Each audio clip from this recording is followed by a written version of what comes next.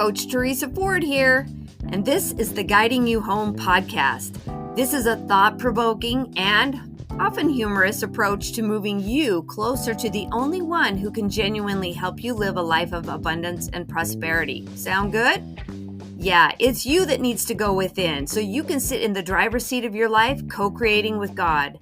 So make room for more light and knowledge. As you continue to listen, you will discover elements of how to lead with your inner light, how to act on your specific promptings, and how to follow your spiritual intuition so you can fulfill the measure of your creation. Thanks for being here, and let's dive in.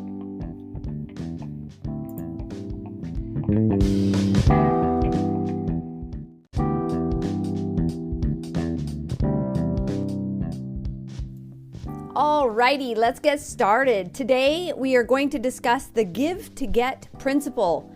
And this is more about having the relationship of your dreams with you. So what's interesting about this is that we desire most to have a relationship with ourselves that is healthy and well.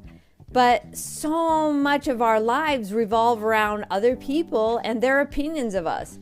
And if we were raised in an environment where our parents were basically my way or the highway, and they really didn't give us a chance to be ourselves and discover what works and what doesn't work for us as far as, keeping to the house rules and, doing things that make us feel good versus doing things that make us feel bad. If we were literally taught to make our parents happy so that we could get praise and love from them, then we were early on taught to just dismiss the relationship with ourselves and trade it in for our parents' approval. So there's a fine line here because a lot of people that I talk to are like, well, why wouldn't you want your parents' approval? Of course you're going to work for your parents' approval. And it's not that we didn't want their approval or we didn't make an effort to get their approval, but if they took away our opportunity to choose for ourselves who we are, meaning based on our likes and our dislikes, like if we were made to eat Brussels sprouts no matter what, or we wanted to play with trucks, not dolls, if we were told what to do, how to do it, what to think, when to do it, we really didn't get a chance to think for ourselves. And it's really key to a child's development to allow them a chance to think and choose for themselves, good and bad consequences, good and bad preferences within reason, right? We don't want our children to be in danger or do dumb stuff that's going to harm them long term. But I'm talking about choosing to clean up your toys or, basic stuff, adhering to rules of the road, like don't run out into one when cars are coming, don't cross the street before looking both ways. Obviously, there are certain things that our parents are going to make a much bigger deal out of when they're taking care of us and wanting the best for our personal growth. But like I'm talking about my generation especially, like sometimes we'll hit midlife and go, whoa, who am I and what do I want? And it's because we've spent our whole lives trying to do those things that our parents encouraged us to do. And sometimes they encouraged us with love, and sometimes they encouraged us with intimidation out of fear that we wouldn't turn out well.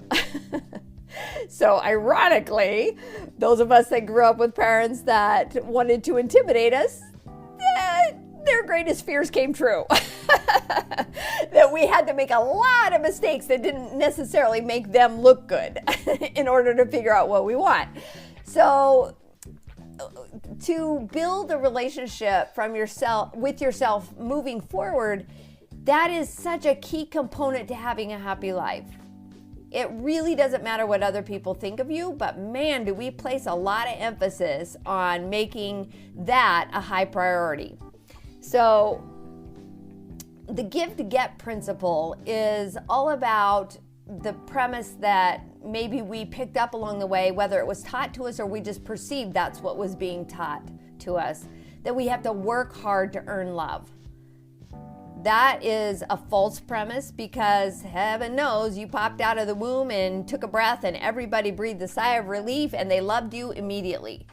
You were loved, adored, and given lots of attention the second you came out of the womb. So if that's the case, if you didn't really work to be loved, then why do we work at it now? Why do we do things to get approval of other people? Why do we seek the attention and the appreciation from others? Like we slave all day in the kitchen over Thanksgiving dinner, and then we sit down to eat. Nobody mentions how delicious and freaking awesome the dinner is and how much time it took us to get it ready. That could be a problem, or it could not be a problem, depending on the relationship you have with yourself. So if you're like, I love to cook, I love to see my family eat, I love to make memories, I love to have this experience. If you're just having a good time being you in the kitchen, it's never going to be a problem. You'll sit down and enjoy the food just as much as everybody else, and it'll be a good time. But if you're slaving away in the kitchen and you're like, oh my gosh, why am I doing this for everybody when all they can say is, Mom, you didn't cook this, and how come we're not having that, and when's it going to be ready? And that's all we hear is the complaining, not just simply that they're hungry and they can't wait to eat your delicious food, but they're complaining that it wasn't enough, and so no appreciation for you, and you're going to start hating on everybody else. There you go, right? So if we're, our innate desire is to serve. We do want to give what we have to others. We want to serve our loved ones. We want to offer them our gifts, our skills. We want to be helpful and valuable to them. That's totally normal. But if your shelves are empty, it's really hard to give anything to anyone, because you feel like you're giving yourself away. You have nothing left to give but your last nerve, your last ounce of patience, right? And then when you're out, boy, watch out, everybody's going to get it because they didn't love you or appreciate you enough. So you can see that I'm shifting back and forth here between somebody that has a healthy relationship with themselves and somebody who doesn't.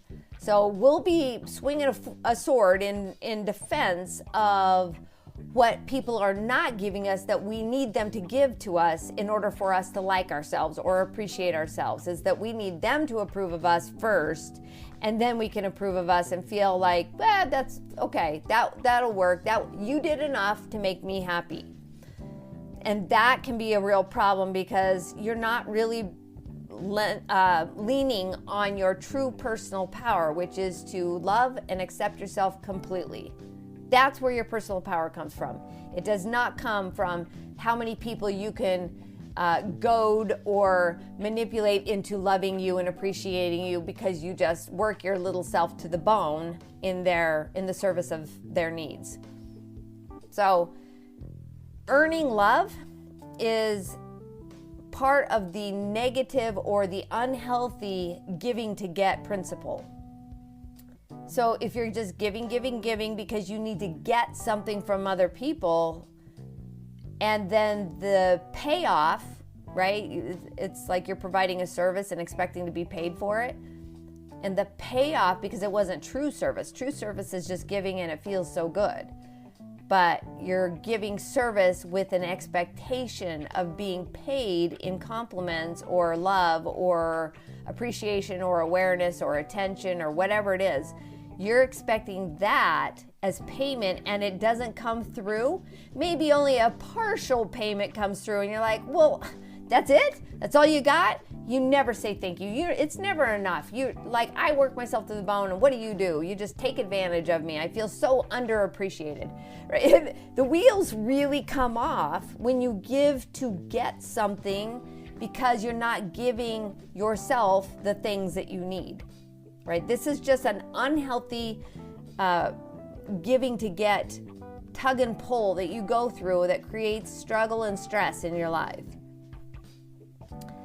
Ultimately, it is not somebody else's job to make us feel better. It is not somebody else's job to support us. That's not to say that we can't receive those things from other people, which is awesome. It's nice to receive attention, appreciation, love, kindness, service in return. That's all very wonderful and very reciprocal when you're able to give yourself those things regardless of what anybody else is doing. So that's just this concept that you're a whole person and somebody else in your life is just complementing and contributing to the whole person that you are. They're not actually trying to complete you. They're not trying to make up the difference for the things you lack in you regarding your self-acceptance and self-love. Nobody can do that. Nobody can make up the difference for what you lack. It is literally your job to make up the difference and fill in those gaps that maybe came missing with you into adulthood from your childhood. So giving to get is going to be a failing plan until you learn to give because it feels good and you are getting what you need, because confidence comes from knowing that you are competent. Confidence comes from knowing how competent you are to be self-appreciating, self-sustaining, self-supporting, self-caring, like all of that. That's where confidence comes from, is from knowing that you are competent to meet your needs. And that is what makes you a whole person. A person that can just endlessly give and give and give is somebody that has already healed any gaps within themselves. They're full, completely full, so they can just give, give, give. Their shelves are full. But if you have not done that for yourself and you're trying to get someone else to do it for you, that's called codependency. I need you to care more about my happiness than I do. I need you to care more about my problems than I do. I need you to make me feel better so I don't have to. I need you to love me so I don't have to. That's codependency, and it's never going to lead to true happiness. True happiness is not leaning on other people to do for you what you are able to do for yourself. You actually don't need other people to do that for you, and if you feel whiny or needy or unappreciated or any of those negative emotions, it is only because you already know it's in you to do and you just haven't gotten around to it. Or you're in total resistance to it, depending on how far your conditioning took you. Like, you could be at the bottom of the barrel, or you can be in the middle, or you can be floating towards the top. So it's totally it's yours to determine where you're at and how much filling in of those gaps that you need from you. But I'm speaking from experience here, because my first marriage was all about, I need you to love me so I don't have to. All about that. And it's interesting because energies attract. He felt that way and I felt that way. And we're like, hey, look, you look like me. You feel like me. I think we should figure out life together because we're just alike. And how did that go? Well, it was hard for 26 years. So what I discovered was I really got sick and tired of my neediness. And I got really tired of waiting on him to tell me how much I mattered, or how significant I was, or how much value I brought, or how deep his love was for me. Like, I was like, oh, that is ridiculous. Why am I waiting on somebody else? So I felt like I was dying in my relationship. I felt like I was really dying in my life, actually. And I couldn't see my future, which was rare for me because I was a very positive person. And I absolutely got giddy over my December planner that would arrive for the next year. And I couldn't wait to mark in it and color in it and write in it and dream in it and all the fun stuff. But when I realized that that was not interesting anymore, I knew something was really, really wrong and I needed to do something about it. So every human has a desire and a need to be seen and heard and know that they matter. But the baseline is that we are seen and we are heard and we do matter. There isn't a single person that doesn't matter, not one.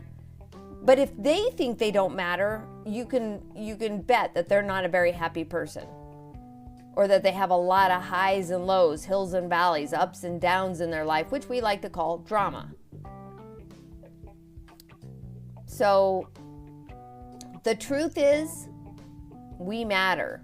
The truth is, only you can see yourself. Only you can hear yourself. Really understand yourself. Really know who you are. You're the only one. Because any other perspective that is coming to you from the outside world is based on their perspectives, their personality, their disposition, their conditioning. Like, they're not telling you anything about you. You're just getting a sneak peek into who they are. If they come out and help you pick up the groceries that you just dumped in the parking lot accidentally when you were trying to put them into your car, and they're like, oh my goodness, let me help you. That's just a reflection of who they are. That wasn't because you were more valuable or that you deserve to be helped more than somebody else. That was just them being them. And the same is true if somebody sees that there's only one seat left and they don't hardly even give you the time of day and they go sit in it. That's just a reflection of them. Maybe they're unaware. Maybe they're having deep thoughts, and maybe they're just mean. We don't know, but that's just them. It didn't have anything to do with you. And when you stop taking everything personally, that somebody was so thoughtless that you've had a hard day, long day, and here they are asking you to do X, Y, and Z for them, which is more work, more time, giving. There's just no time for you. What is that saying? You're not valued, or they didn't stop to think about someone besides themselves. Yeah. So when you feel like you have to work to receive love, if it feels like you're working at it, you are. I mean, let's just get down to brass tacks here. If you are working and trying to manage other people and the outcomes of those relationships so that you're always on the up and up, like you're always best buddies or good friends or in love, and I think that's a huge misconception, that relationships are just all about lovey-dovey. No. You're going to have differing opinions, but it's not a hit on your self-esteem unless you don't have self-esteem. Then it will be a hit on your self-esteem, because clearly they're not doing their job to make you feel better about what you're not willing to do for yourself. Tongue in cheek, right? Said with tongue in cheek. So it's a good idea to give because it feels good. It's in you to do. Like if there was a little old lady who couldn't hardly cross the street, you don't have to be a Boy Scout to know that it would make you feel good to help her cross the street safely. Right? That's you not trying to get anything from her. You're literally doing it with the true charity that is in you to offer your services because that's just who you are. But if you're dating or in a long-term marriage relationship, or you've got a best friend that you've leaned on hard to cry on their shoulder, and maybe one too many times and they decide to push you away, don't be surprised, because it's nice to have someone to talk to. But if we use them to get something that we could actually do for ourselves or do with a professional counselor on our side, then they're probably going to push you away because you feel needy to them. So it's interesting, this idea that we may have to work for love, or that we would like other people to give us the social media, especially social media approval of any post we make or opinion we share. We want their approval, and then if they don't agree with us, then we call them haters. Think about that. Who's the hater? The person that has a differing opinion than you. Maybe they're not the nicest in the way they say it. So, being behind the wall of social media gave them permission to use a few strong words. All right. Again, it's just a reflection of who they are and the kind of life that they're living. You know, they might really be on the struggle bus. So, you know, if you have a good, healthy relationship with yourself, you're not going to hit back at somebody who is having a hard life. You'll have compassion for where they are and what they need.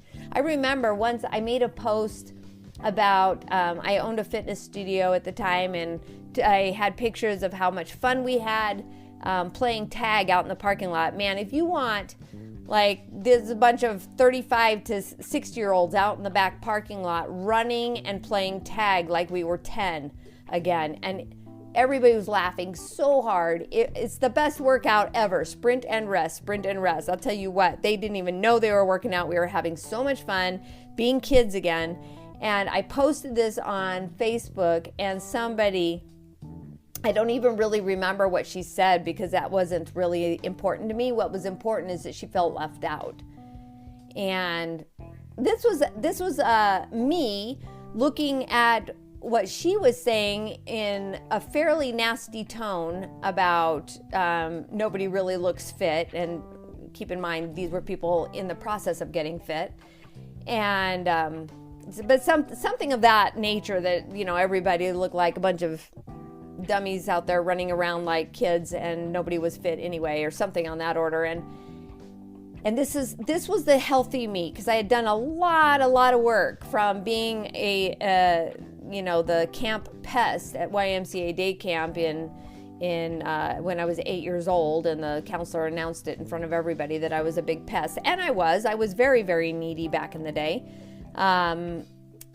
To this person who could really see the effort that somebody was making to knock everybody else down a few notches so they could feel better about themselves. That was a great opportunity to do something other than what the natural inclination is to do. The inclination is to call them a hater, block them, say something nasty back, whatever. But this was at a time when I could see the pain, and I reached out and I said, you know, we would have loved to have had you with us. It was so much fun, and because you're a fun person too, it would have been great to have you on board. Maybe next time. And I'm telling you, like, the tides turned within seconds. She responded back. She goes, I'm so sorry. I've had a miscarriage recently, and I'm struggling to find a job, and I think I might have postpartum depression. I'm like, girlfriend, it's all right. Because I was on the struggle bus for years, and all the nasty things, I didn't say it because we didn't have social media out there, but all the nasty things I said to myself, I was a hater on me. And I'm telling you, if we actually put an audio to the nasty things we say to ourselves, we would unfriend ourselves, block ourselves so fast. It would make our head spin. But maybe we could have compassion for ourselves. Maybe we can stop trying to manipulate how other people feel about us, or how we can make others feel worse so we could feel better or a little bit better. Maybe we can stop worrying about our not enoughness and just assume the best in ourselves, that we are loved. We were loved from the very beginning, and that cannot be undone. You cannot change the fact that you are a freaking cute baby. You are super soft and squishy and lovable, every inch of you. And if you can't undo that, then why are we trying so hard? Meaning, why do we try so hard to think ourselves unlovable, yet the expectation is out there that others will love us, approve of us, appreciate us, and give us the attention we need because we're unwilling to do that for ourselves? Why would we do that? That's a big question.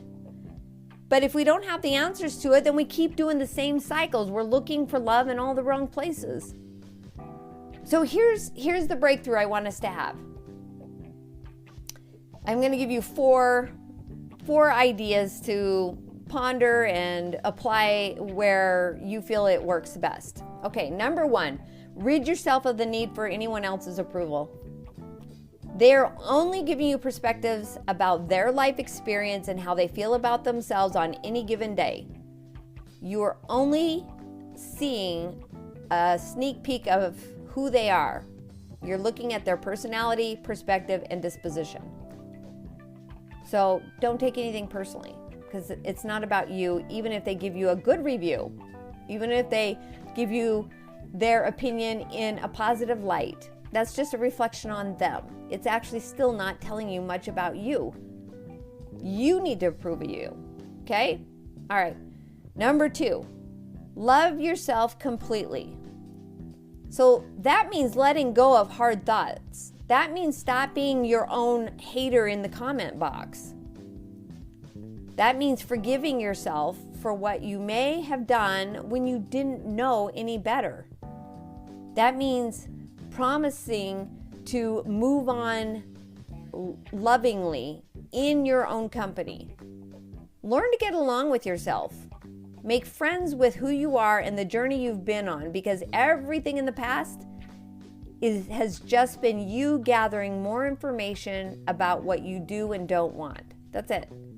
So you can take all that yucky stuff, shame and guilt and all that other stuff that you've been carrying around with you, and you can just go ahead and bundle it up and put it over in the category of information about what you don't want. And then you just leave it there. Because now you know what you do want. If you know what that is and you're like, no thanks, that was a pain, that was a mistake, that was embarrassing, that was awful.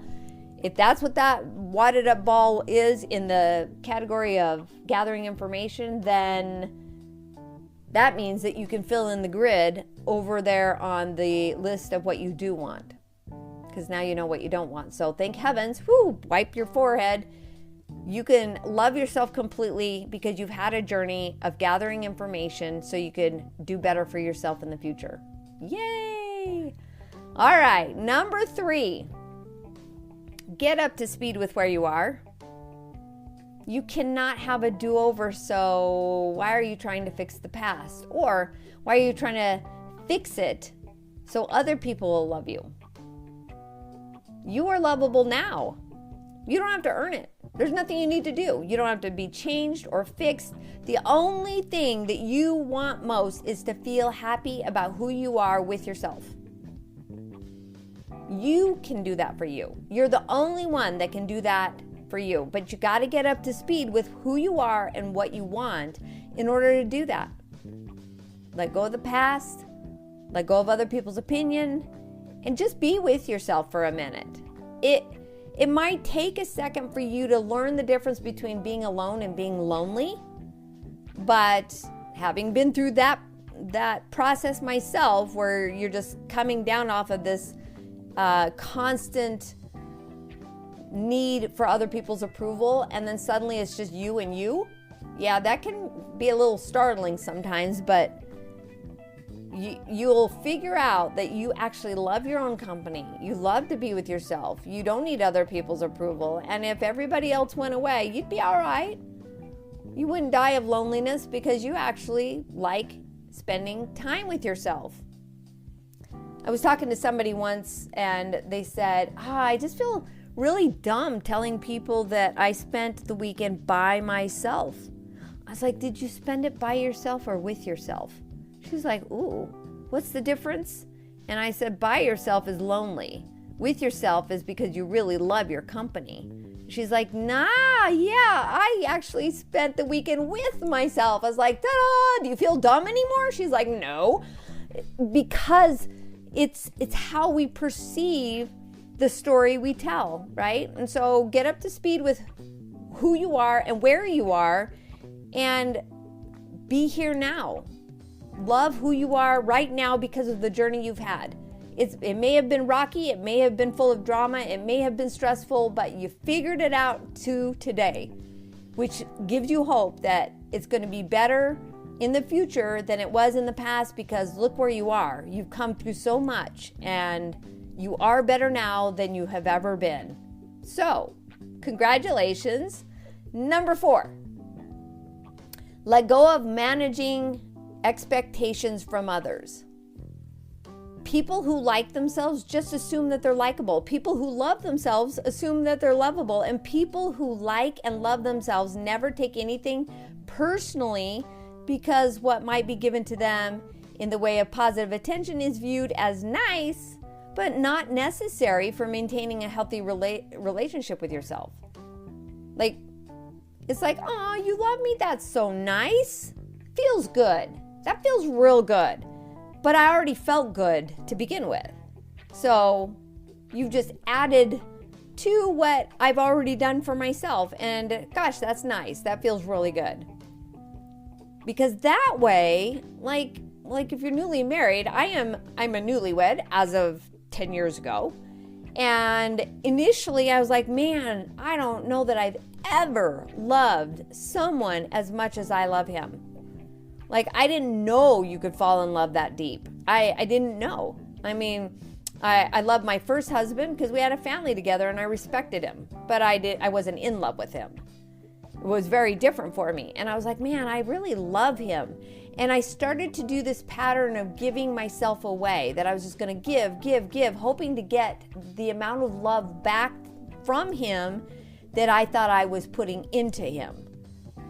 And you can see where the problem is with that I was going to be sorely disappointed, because it was very hard for him to even meet those kind of expectations, number one. And number two, those expectations were never even spoken. So how was he supposed to know what game I was playing? Like, oh dear, we were like, that was going to be a problem unless I was going to do something different. And then I realized, well, we're going to have ups and downs. Like, we're going to have arguments and differences of opinions. I mean, who doesn't? But in the end, I was like, but if I love me, then any argument we have is not about not being loved enough. It's never going to be about, well, you don't love me enough, or you would do X, Y, and Z for me. You would do all these things for me, and the person I happen to be married to is the best person for me, because his thought process is, why would I do for you what you can do for yourself? It's like, you are so right. Why would I lean on you to do things that I can do for myself? And that is 1,000% where our self-esteem, self-worth, confidence, and self-approval come from. Is the competence in our ability to love who we are through thick and thin. Like, we make a mistake, we messed up, we embarrassed ourselves, we made some assumptions, we hurt some feelings. Like, okay, make amends and don't leave yourself.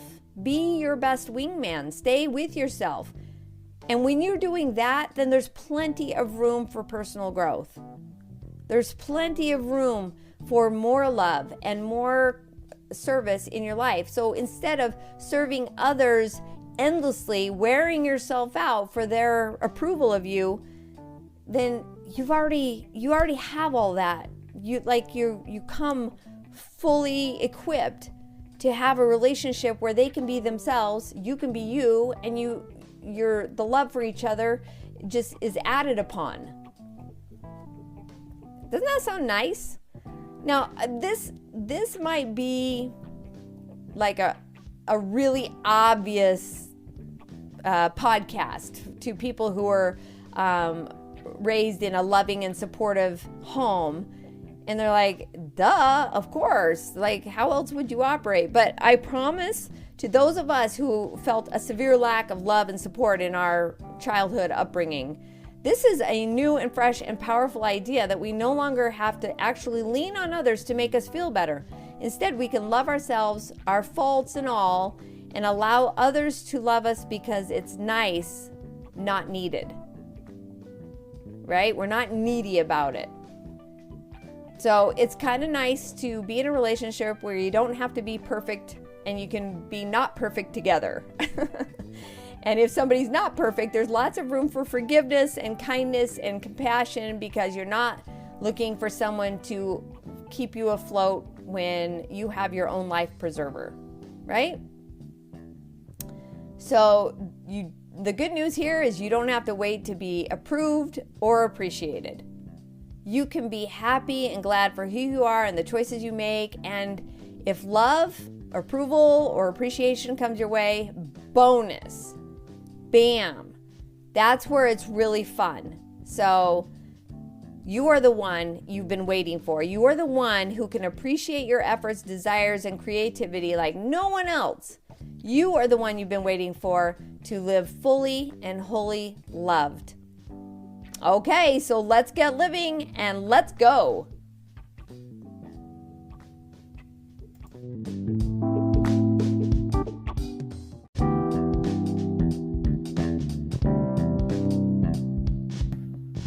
Thanks for listening. I invite you to leave your feedback and share your aha moments as you listen to this podcast.